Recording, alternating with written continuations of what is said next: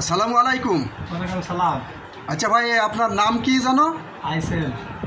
আইসেল। আচ্ছা, আপনি ওই ইসমাইল মেম্বার বর্তমানে যে চেয়ারম্যান, ওর ব্যাপারে আপনার কি বিষয় একটু শুনলাম, বিষয়টা একটু ভেঙসির বলেন তিনি, কি টাকা পয়সার ব্যাপার কি কেমন কি আছে? টাকা নিতে বুঝলো, প্রথমে বুঝলো 1 লাখ টাকা নিলাম, যদি না পারি আপনার কোন কোন বিষয়ের উপরে? এটা কোন বিষয়ের, কিসের জন্য? বুঝলো এই 1 সপ্তাহের মধ্যে আপনার সেলি চলে যাবে, ফ্ল্যাট হবে, সেদিন টাকা নেব, পুরো টাকাটা 4 লাখ টাকা। সেলি বিদেশ পাঠানোর জন্য, তাই তো? আচ্ছা, হয়েছে না, আবার বুঝলি আবার ফের দাও টাকা, ফের নিকাল 1 লাখ, এইভাবে নিয়ে আবার ঘুরাইছি, ঘুরি বুঝলো সামনে মাসে হয়ে যাবে, সামনে মাসে আর হইলাম। আচ্ছা, 2 বছর চলে গেল। কত টাকা দিয়েছেন? দিয়ে আবার ফের বুঝলো আবার ফের 2 লাখ টাকা লাগবে, আবার দিলাম ফের 2 লাখ। বুঝলো কুরবানির আগে যাবে, কুরবানির আগেও হইলাম, আবার কুরবানির পর হয়ে যাবে 1 সপ্তাহের মধ্যে। দিয়ে আবার এখন ওই ঘুরি নিয়ে পাইছি। মোটার পর কত টাকা দিয়েছেন? মোট 4 লাখ টাকা। ও 4 লাখ টাকা দেওয়া হয়ে গেছে।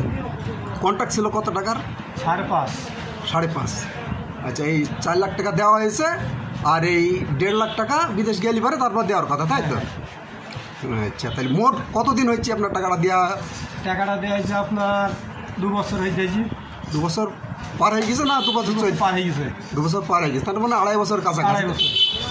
আচ্ছা, তাহলে এখন কি সে বলছি? এখন ওই ঘুরি নিয়ে যাই, আজ দেবো কাল দেবো করি, সোমবারে ফ্ল্যাট হবে, এই সোমবারে হইলা ফ্ল্যাট। আচ্ছা, আর আসছে না, ওই ঢাকায় ফোন দাও, দালা লেগেছে, ওই দালা বুঝছে না। টাকাটা কার হাতে দিয়েছেন?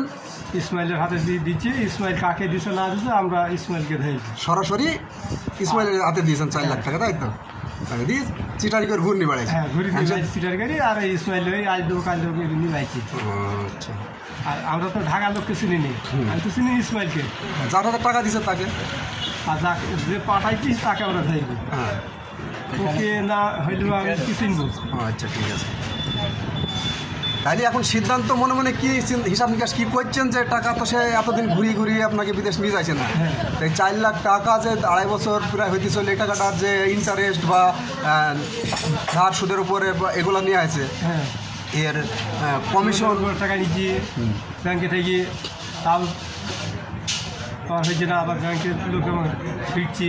তাহলে আপনার অবস্থা কেমন, টাকা পয়সা বা সাংসারিক অবস্থা কেমন? আমার যে ব্যবস্থাটা এখন খারাপ হয়ে গেছে, এখন আজ হয়েছে কাল হয়েছে না, কাজ কী করে সংসার চালাবো?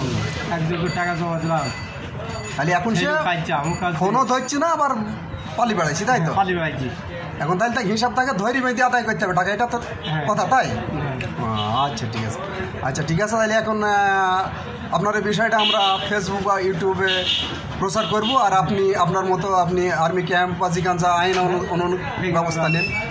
হ্যাঁ, যেভাবে হয় সেইভাবে ব্যবস্থা নেন, বলে বিদেশ নাইলে টাকাটা তো সে ফেরত দেবে, বা এতদিন যে টাকাটা যে নষ্ট করলো এর টাকা আমার মেডিকেলও ফের ডবল দিতে হইল। আচ্ছা, ঠিক আছে, ধন্যবাদ আপনাকে। এখন আপনি আইনগত ব্যবস্থায় নিতে থাকেন, আর ওর ওপরে চাপ দিতে থাকেন যে টাকাটা আমার ফেরত দাও, যেভাবে হোক আমার ঝামেলা যেন না পাঠায়, তাই তো? আচ্ছা, ঠিক আছে, ধন্যবাদ আপনাকে। আপনারা সবাই জেনে রাখেন, ইসমাইল রাধাকান্তপুর ইসমাইল মেম্বার বর্তমানে এখন চেয়ারম্যানের ভূমিকায় আছে। উনি জালিয়াতি করি, বিদেশের নাম করি, এই যে 4 লক্ষ টাকা প্রায় 2.5 বছর হইতে চললো, আমার এই আইসেল ভাইয়ের সাথে নিয়েছে, নিউকে ঘুরি নিয়ে বেড়াচ্ছি, বিদেশেও পাঠাচ্ছে না, আবার আজকাল করে ঘুরে নিয়ে বেড়াচ্ছি। আপনারা সকলেই এই ভিডিওটা কমেন্ট বা শেয়ার করে দেবেন, যেন এই আইসেলের মতো প্রতারণায় যেন আর কেউ না পড়ে ইসমাইলের কাছ থেকে। ধন্যবাদ সবাইকে।